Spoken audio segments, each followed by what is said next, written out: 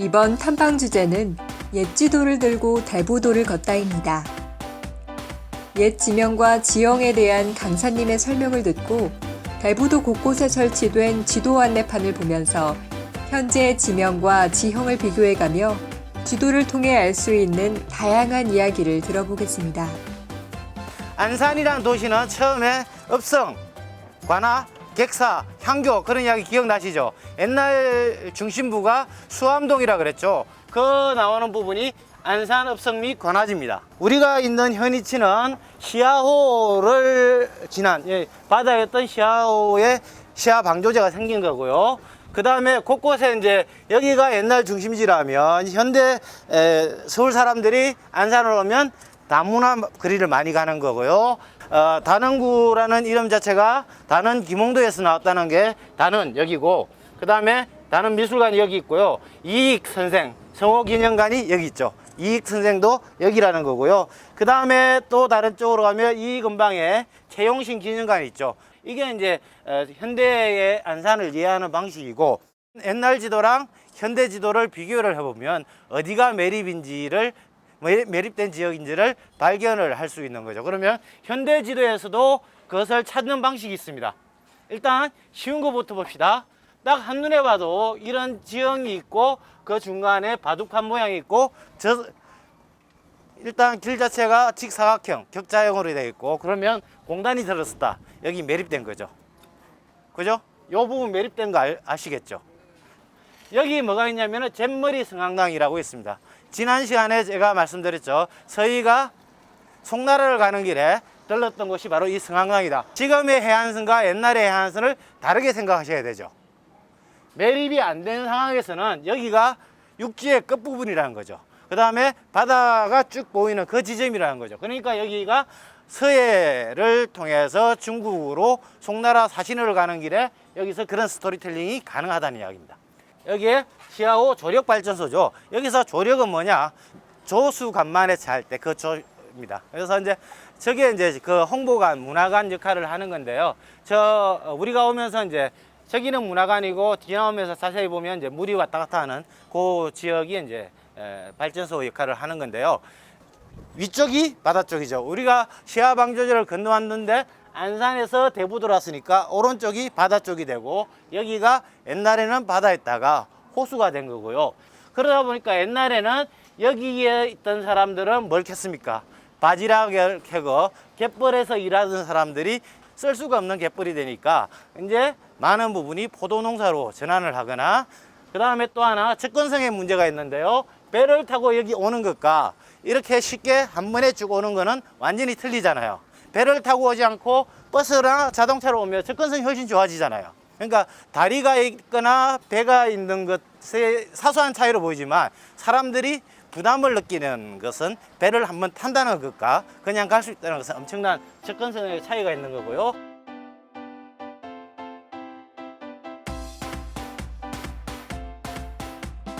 대부도로 이제 시야 방조제를 통해서 건너왔는데요. 여기는 방아머리라는 곳입니다. 그러니까 머리라는 겁니다. 입구, 튀어나온 곳. 그게 이제 항구가 되는 거죠. 그래서 주변을 보면 뒤에 수산물 집회현장도 있고, 지금 막 소리가 들리는 것도 그렇잖아요. 지금 이제 배가 여기서 출발을 하니까 배와 관련된 버스랑 차량들이 싣고 있는 거고요. 우리가 있는 지점이 저 위에 방아머리 여객선 터미널 현위치가 되어 있죠. 그 다음에 선들이 굉장히 많이 있지 않습니까? 이 선들은 뭐냐면은 백기를 표시하는 선입니다. 그러니까 대부도 쪽에서는 안산과 연결되지만 여기서는 영흥도 선제도 같은 경우에는 이제 육지를 통해서 연결되지만 저희의 자월도, 덕적도, 소야도, 대이작도, 소이작도, 승봉도 이런 섬들은 다 이제 배를 통해서 연결되는 것과 반은 섬이고 반은 육지가 된 곳, 대부도의 성격을 상징적으로 보여주기 때문에 이런 거고요. 그 다음에 이제 실제로 배가 운행을 하나, 그것을 확인하는 방식은 여객터미널 안에 들어가면 요금표가 있을 거 아니에요. 요금표가 있다는 것은 배가 다닌다는 걸 의미하죠. 그 다음에 앞에 보면 수산물 직판장이 있다는 것은 주변에 작은 어선들이 실제로 여기에 어항을 기능을 하는구나, 그런 생각을 해볼 수 있고요. 옛날 지도에는 대부도 주변에 여러 섬들이 있는데 지금은 여러 섬들이 지명으로만 남아 있습니다. 선제도라든지 메추리섬이라든지 탄도라든지 성감도라든지 터미섬이라든지 여기를 다 어떻게 갈 수 있습니까? 육지 차를 통해서 갈 수 있는 거. 여기는 배를 한 번도 타지 않아도 된다는 겁니다. 무슨 이야기냐? 여기뿐만 아니라 주변 섬들도 매립이 돼서 다리가 생기고 매립이 되면서 하나의 섬처럼 그렇게 돼 가지고 사실 성감도에 있다고 하지 않고 그냥 대부도에 있다고 그렇게 이야기를 하죠. 이 길을 따라 내려가다 보면 길이 크게 두 가지가 있습니다. 대부 황금로가 있고요, 대부 중앙로가 있습니다. 이렇게 하면 여기 산이 황금산입니다. 황금산이 가장 중요한 산이에요. 대부도의 옛지대는 황금산이 등장을 합니다. 황금산인데, 그래서 이 길을 보면 대부 황금로와 대부 중앙로가 여기 있고 대부동 주민센터, 옛날에 대부 면사무소였겠죠, 여기 있습니다. 그러면 1번과 2번 중에 옛길은 어디겠습니까? 당연히 이 길이 옛길이 되는 거죠. 인계, 남양, 지계, 사복. 땅은 사복시에 속하고 말을 키우던 중앙관청이 사복시니까 땅은 사복시에 속하고 주민들은 남양도읍부에, 옛날에는 남양이었으니까 남양도읍부에 속한다, 그런 말이 여기서 나온 거예요. 그러니까 여기가 목장이니까 여기 가서 우리가 해야 될 것은 뭡니까? 목장을 관할하는 간목관, 네, 선정비를 확인해서 여기가 진짜 목장이 맞구나 하는 것을 알 수 있고요. 북쪽에서 남쪽으로 번화가를 따라왔잖아요. 번화가를 오다가 중간에 좁은 길로 들어오지 않았습니까? 대부 황금로 주변에는 카페, 그 다음에 식당, 이런 것들이 있었고요. 좁은 골목으로 작은 길로 오보니까 이런 여기가 나오지 않았습니까? 여기가 옛날 길이라는 거죠. 대부동 주민센터는 현대식 건물이지만 대부동 주민센터 왼쪽에 보면 오래된 건물이 하나 보였죠. 일제강점기 대부면사무소였던 겁니다. 그러니까 일제시대에 1910년대에 지어서 기부하고 그래서 일제시대 대부면사무소가 저기였던 거고요. 여기는 뭐냐? 옛날 가나자리를 찾아오면 주로 송덕비라든지 영세불망비, 공덕비 이런 것들이 세워져 있습니다. 물론 이 비석은 여기에 세워진 게 아니라 저 마을 입구 쪽에 세워졌던 것을 옮겨와서 세운 거지만 여기가 중요한 장소였다는 것을 암시해 주는 거예요. 대부도 지도에서 역사성을 이야기하면 가장 중요한 장소가 뭐였습니까? 사복시에 속한 목장이 대부도에 있었다는 건데, 행정구역상으로는 지금은 안산시지만 조선시는 남양도읍부였으니까 부사, 홍공, 남주, 영세, 불망비, 이 말은 남양부, 부사, 남양부가 있으니까 부사겠죠. 남양부의 부사인 홍씨, 홍공은 홍씨라는 거고 홍남주라는 사람이 영세 불망비, 그 사람의 공덕을 기리는 비고요. 또 하나 여기가 옛날 지도에는 그러니까 목책으로 삥 둘러싸여 있고 그 다음에 관사라고 한자로 적혀 있었고요. 그게 사복시가 나라의 말을 관리하던 관청이었으니까 사복시에 있는 그 목장이었으니까 목장을 감독하는 관리니까 감목관이 되는 거죠.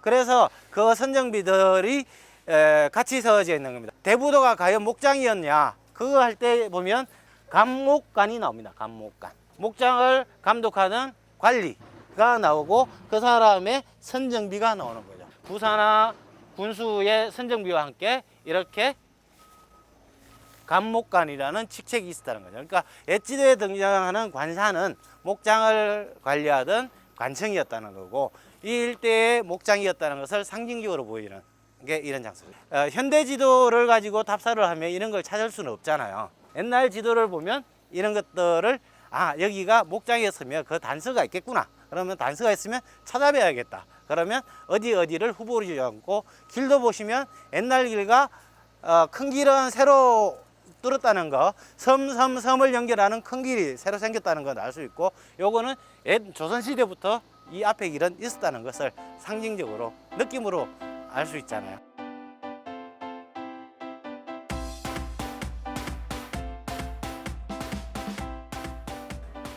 한강 남쪽에 생선과 소금의 이익을 독점한다. 그 장소가 남양의 서촌이다. 엣지도에 서촌이 나오고요. 거기에 보면 염전이, 연막이 표시된 거죠. 그래서 한양 쪽에 가서 만들어진 소금 창고가 염창동이죠. 강서구 염창동이 소금 창고라는 거고요. 마포에 그 한강을 넘어가면 강서구 염창동 맞은편에 보면 마포구잖아요. 마포구 염리동이 이제 소금 가게들이 있던 그런 거고, 원래는 대부도는 아까 말씀드린 대로 소금이랑 그 목장 이런 것들이 전통적인 중요한 활동들이었는데, 지금은 방조제가 생기면서 포도 농사를 많이 지으니까 꼬다 보면 이제 포도 가게들이, 그러니까 노점들이 있잖아요. 시대별로 중요한 물품들로 바뀌고, 게다가 이제 환경도 바뀌고 뭐 그러니까 계속 지역은 변하는 거죠.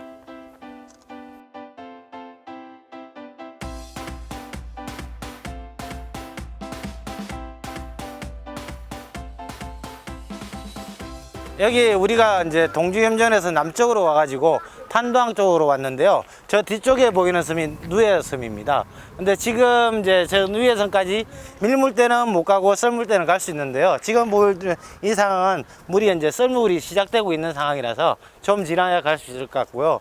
조석 간만에 차가 있다는 걸 이런 데서 볼 수 있는 거죠. 중앙도서관의 한 길이의 문학이었는데요.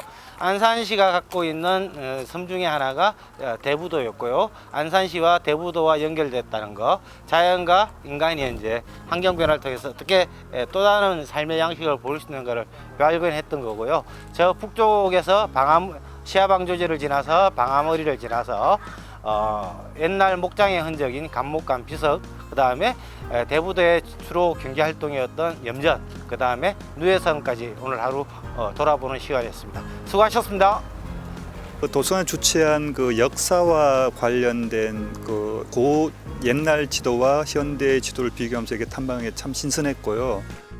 참고로 여기 풍도란 곳이 사실은 청일전쟁 때 처음으로 청나라가 패배한 곳입니다. 근데 거기에 대한 안내 표지성이나 설명이 전혀 없으니 그냥 풍도 뭐 누에섬 풍차만 보고 가는데, 여기에 청일전쟁이 일어나면서 우리나라가 결국은 그 한일합방으로 가는 어떤 단초를 제공한 곳으로 들었습니다.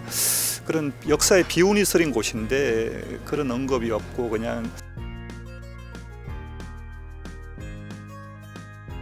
안산의 해양 생태의 도시로서의 어떤 그 자리도 있고, 또 아이들한테 이렇게 체험도 할 수 있는 서울이나 인근에서 가깝게 올 수 있는 아주 좋은 곳이라고 생각해요. 그리고 오늘 공덕비 거기 갔었던 게 저는 특히 좋았던 게, 대부도가 뭐 가까이 있었지만 어느 순간에 이렇게 우리한테 온 게 아니라 이곳을 예전부터 지키고 또 보존했던 사람들이 있었구나라는 또 새로운 사실을 알게 돼서 좋았어요.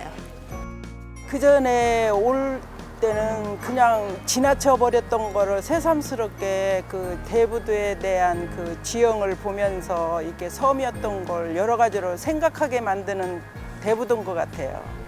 처음에는 동떨어져 있는 데라고 생각을 했는데, 지금은 이 지역을 좀 발전해서 안산이라는 도시를 많이 발전시켰으면 좋겠어요. 이 대부도라는 섬도 앞으로 그 무한전하게 발전 가능성이 많은 것 같아요. 오늘 새삼 좋은 걸 많이 느꼈어요. 이번 탐방의 주제 도서는 이현군 강사님이 지은 옛 지도를 들고 우리 역사의 수도를 걷다입니다. 이 도서에는 한반도의 옛 수도를 찾아가는 답사 여행기가 적혀 있고, 이현군 강사님이 추천하는 경로를 따라 걸어보는 내용이 담겨 있습니다. 오늘 대부도를 방문하는 길 2의 인문학 탐방 시간이었습니다. 그 대부도는 과거 조선 시대에 소금을 많이 생산하거나 말을 키우던 목장이 있던 그런 지역입니다. 지금은 시와 방조제로 연결되어서 자동차로 쉽게 갈 수도 있고, 대부 포도와 바이라 칼국수가 유명합니다.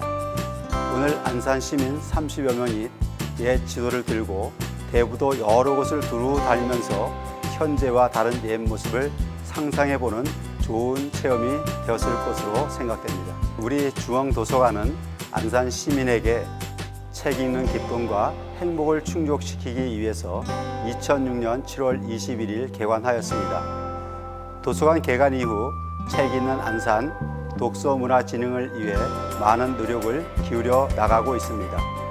우리 도서관의 프로그램을 소개하면 남녀노소 누구나 참여할 수 있는 기회를 제공하기 위하여 어린아이들이 프로그램인 북스타트를 비롯 노인 프로그램인 북PC 등 생애 주기별 맞춤형 독서 문화 프로그램을 운영하고 있습니다. 또한 범시민 독서 운동의 일환으로 한 도서관 한 책 읽기를 진행하고 이와 연계한 독서 감상문 공모, 독서 토론대회, 책 문화축제 추진과 저소득 어린이, 장애인 등 소외계층을 대상으로 한 눈높이 프로그램 운영과 더불어 디지털 시대를 맞이하여 최첨단 디지털 도서관 환경 구축을 비롯 전자책 등 다양한 콘텐츠를 구비하여 시민들의 정보 이용 욕구에 부응하고 있습니다.